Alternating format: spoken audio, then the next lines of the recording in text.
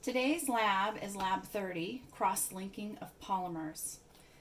And we touched briefly on cross-linking last week.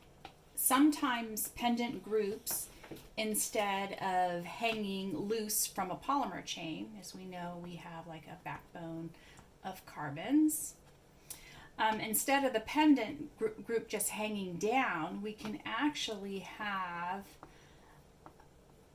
let me draw this, we can actually have this pendant group connecting two chains together, forming almost like a ladder. And this here is what we call cross-linking. Cross-linking. And this tends to strengthen the material that it's composed of. So cross-linking is the bonding together of adjacent molecules, and this doesn't have to be the same molecule. They can be two different types of molecules that bond together. And if you think about these cross-linking, it works kind of it forms like a 3D network. I'm not even going to attempt to draw it because it would be very ugly, but if you can imagine them coming up and out and forming all these cross links and forming this 3D network. So today we're working with polyvinyl polymers. So that's poly meaning many, vinyl polymers. And today specifically we are going to work with PVA, which is polyvinyl alcohol. Now most polyvinyl polymers are not water soluble. The one we're working today, PVA or polyvinyl alcohol, which you probably know of as Elmer's glue or like white paste, it's soluble because it contains hydroxyl groups. And if you remember from our last few labs, we talked a lot about hydroxyl groups and how these hydroxyl groups allow hydrogen bonding. Okay, so these hydroxyl groups allow the PVA to become suspended in the water since these groups readily accept hydrogen bonding. And so you can see here the monomer of PVA, you see that it has a hydroxyl group, and then when it forms the chain, every other one is a hydroxyl group. So these hydrogen bond with water, allowing it to be soluble. So with increased viscosity, or this hydrogen bonding increases the viscosity. And the viscosity rate in the video that you watched refers to it as like the rate at which fluid flows. So if you think about water flows very freely, so it has a low viscosity. But if you compare it to, say, honey moves very slow. It is more viscous than water. And if you compare like honey to Greek yogurt just kind of sits there where at least the honey flows. So that you could say that the Greek yogurt has the higher viscosity because it doesn't move. Its rate of flow is slower. And so what we're going to be doing is we're going to have a borax solution.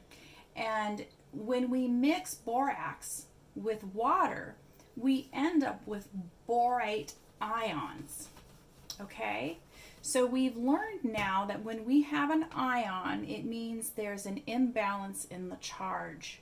And so now with an imbalance in the charge, you're going to be able to form hydrogen bonds, at least in the borate ion. So here we have borate.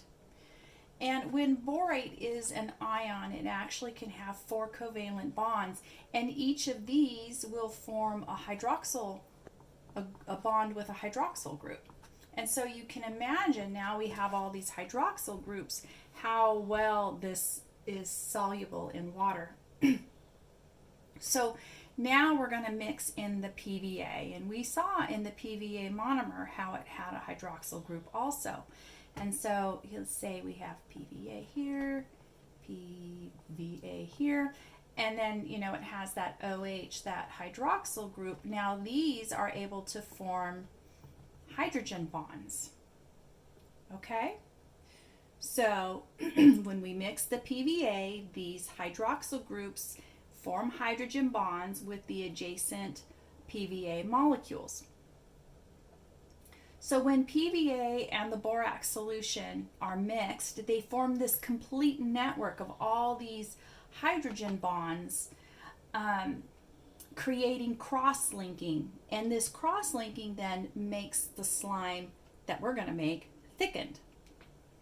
So these bonds are strong, okay, but they're also dynamic. And that means they're constantly forming, disassociating, reforming, disassociating, okay? And this gives the slime the ability that can flow and ooze, but it still has strength and it has a short-term elasticity. So if we have the slime and we pull it, okay, we have these hydrogen bonds, and if we pull it slowly, this bond here is able to unwind, okay, but then it's able to reattach. And so that's why we can get that pull, that elasticity, kind of those thin strands. But if we grabbed it and we pulled it quickly, it doesn't have time to rebond, and so it just snaps. So the slime that we're going to be making is a really good example of non-Newtonian fluid. And again, that's in the video that you should have watched. We're going to be experimenting with viscosity changes based on the amount of strain that we're going to be putting on the slime that we're going to create in our experiment. So watch for that in our next video. Thank you.